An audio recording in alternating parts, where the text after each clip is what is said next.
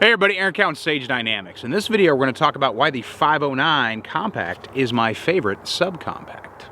I did a video not too long ago where I talked about the FN 509's optic mounting system, why I feel like it's the best OEM offering.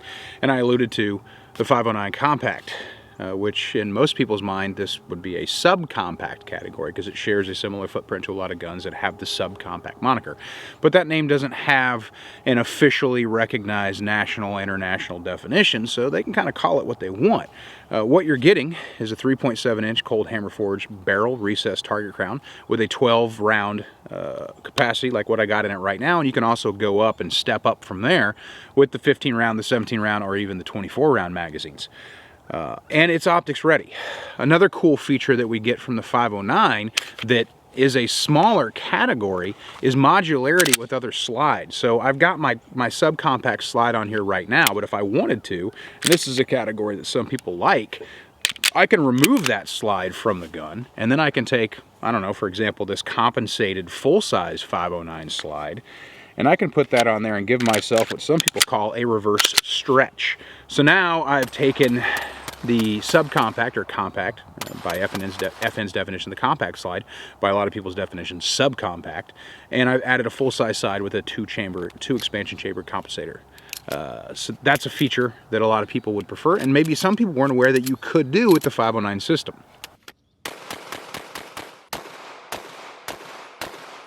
Now, some of you might be asking, why this gun over X gun? What makes this one my favorite? Well, I've already talked about the OEM system, the optic mounting system. In fact, you can find the video on that. But that's the primary reason. I believe from an OEM standpoint, 509 has the best optics ready system out there.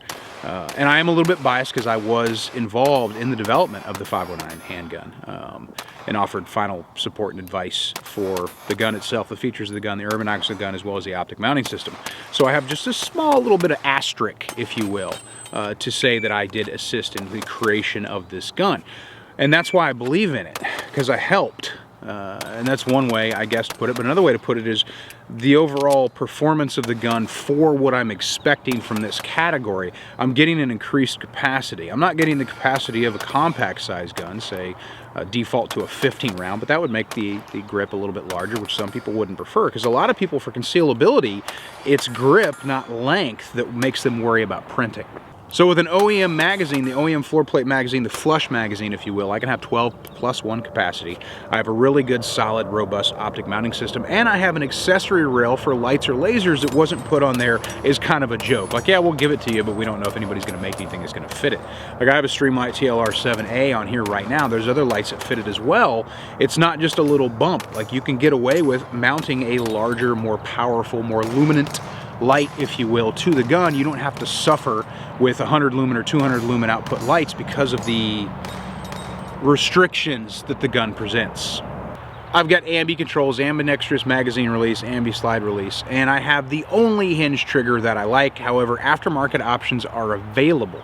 So if you're not a big fan of the hinge trigger, even though this trigger is a bit of a departure from the original 509 trigger, there is a slight geometry change as well as a weight change that you're going to see. It's a little bit lighter of a pull. You're coming in there right around 5.5 pounds, which I think is perfectly reasonable for a carry gun. You can go lighter than that, of course. You can get an aftermarket trigger if you want, but this gun is something I'm perfectly happy to shoot out of the box. I don't have to do anything to it besides mount an optic on it, throw a light on it. And I'm a big believer in all guns should have lights, unless there's some reason why you can't put one on there, and then I would consider selling that gun and buying one you can put a light on. And I believe lights should be on guns for the same reason sights should be on guns. They provide the same degree of well, efficiency and advancement, and I don't know, positive identification of your target's kind of a big deal to me. I want to make sure I don't shoot the wrong thing. So being able to mount a more powerful light on this based on the rail, of course you're going to be limited because the gun's only so long, right? But I can still get a decent concealed carry light on the gun, and I can still mount whatever optic I'm going to carry on the gun. So from a needs standpoint, all the boxes are checked with the 509 509 Compact. Overall, the 509 MRD family is very well suited for pretty much whatever purpose you're going to find. You can also get this as a tactical model, which comes with a threaded barrel. So if you want to run it suppressed, that's something you can do. Not something I'd personally do for something this small, but it's nice that it exists because some people might want that, and I myself have a Glock 26 that has a suppressor on it that's kind of fun to shoot. So I can perfectly, I'd say it's perfectly reasonable for me to see that somebody might prefer a gun in that package. It also comes with some different stuff. You can check that out online, and you can get it in flat dark earth black. If they would just offer an OD green option, that would be super cool. But kind of wanted to make this video because I've had the question asked to me before as far as subcompacts. If that hypothetical question that shooters always get, sometimes the topic changes, but the question is always the same, as if you could only have one or if you could only carry one. And I had people ask me about this category. My lifestyle, my occupation, I carry and conceal a full-size gun. Not everybody can do that. So people ask me, like, if you had to carry a subcompact or a compact, what would you carry? And I think a lot of people were initially surprised to find that my answer would be the 509 compact. And I kind of wanted to make this video to show you guys why. Doesn't mean it's absolutely 100% the best gun, because I think there is a bit of subjectivity to that when we get into this category.